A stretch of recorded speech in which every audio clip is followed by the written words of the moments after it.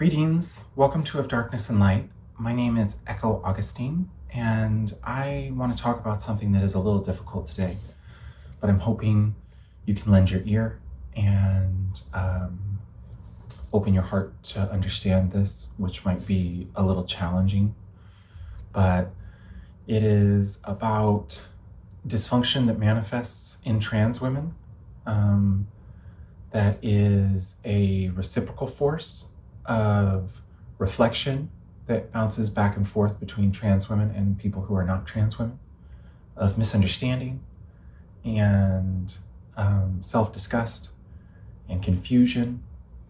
And it's a matter of education, and it's a matter of uncomfortable education, but it's important. People like me, very specifically, people like me, people like any trans feminine person who has body dysmorphia, gender body dysmorphia throughout their life, and negative reactions to testosterone. They don't really like what's going on downstairs, right? That's a part of it. That's not their favorite thing. And the way that people want male men presenting people is not of synchronicity with the trans feminine sexuality, right? So there's a lot of trauma through life for a closeted trans woman playing along. And then you've got trans women who begin to transition, and they enter the dating world, and they enter lesbian relationships by definition of the people that they're with. And they enter relationships with bisexual women.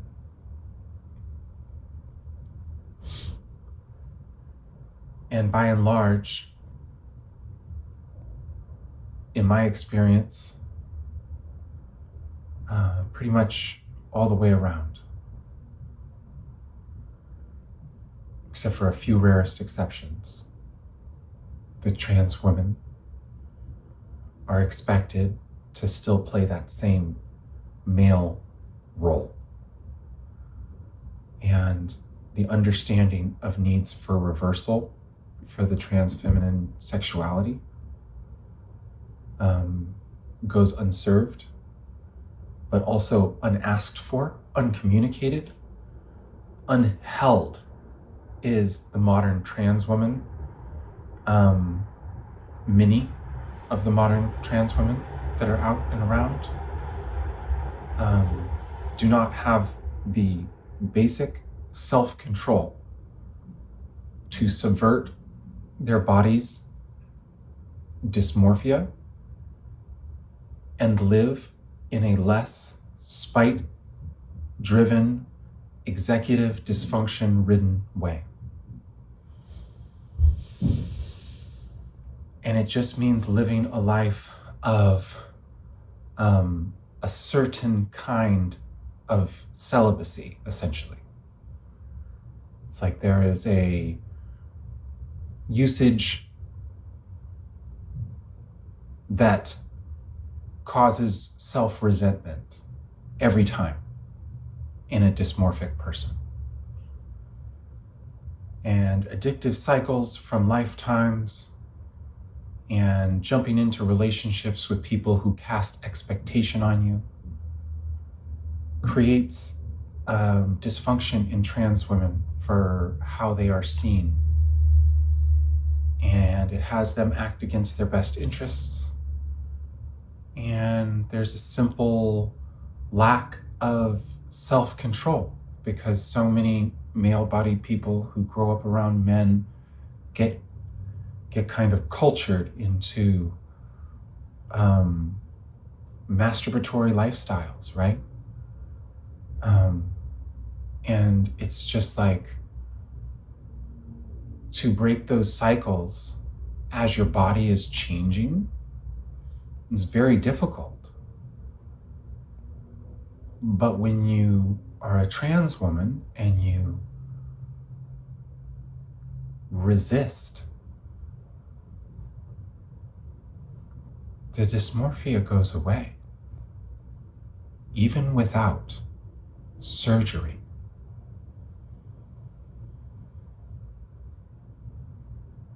It's about playing different roles. It's about living in a way that makes a trans woman's heart shine brightly. And when we get our opportunity to work with estrogen as a medicine, it helps and harms at the same time, making that goal of living in a way that feels so right to us, right at our grasp, and innately enjoyable and cozy and passionately pleasurable with people. But those lacks in education on both sides has people treating trans women themselves offering it, people using trans women in ways that is abuse. And especially during that estrogen transition, trans women are seeking for place while being excited in their body's change. And it's having betrayals of self happen with adults who don't know better. And it's like, we can't tell people you can't consent if you're an adult and you're transitioning, but the education should be there that is essentially somebody that needs to be treated with a tender care compared to others. And that it's okay,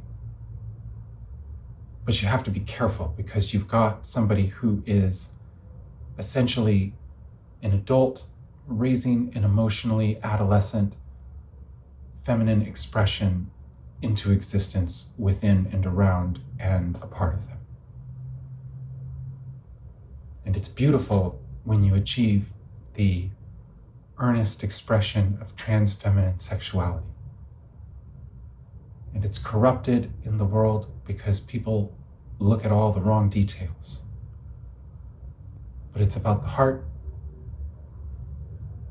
and it's about not doing things that make you feel bad about yourself afterwards. And it's a really hard thing to do with expectation and programming. It's a really hard thing to do in a world that doesn't take care of people, and we're all addicts in our own ways, except for the rarest person.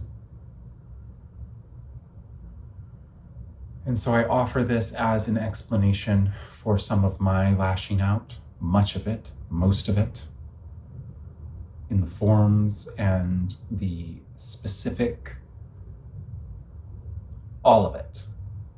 That's what I'm saying, is there is a keystone within all of us that breaks at something very unexpected deep down. And I'm telling you, it hides where you don't want it to be, where it feels embarrassing, where you wouldn't imagine it.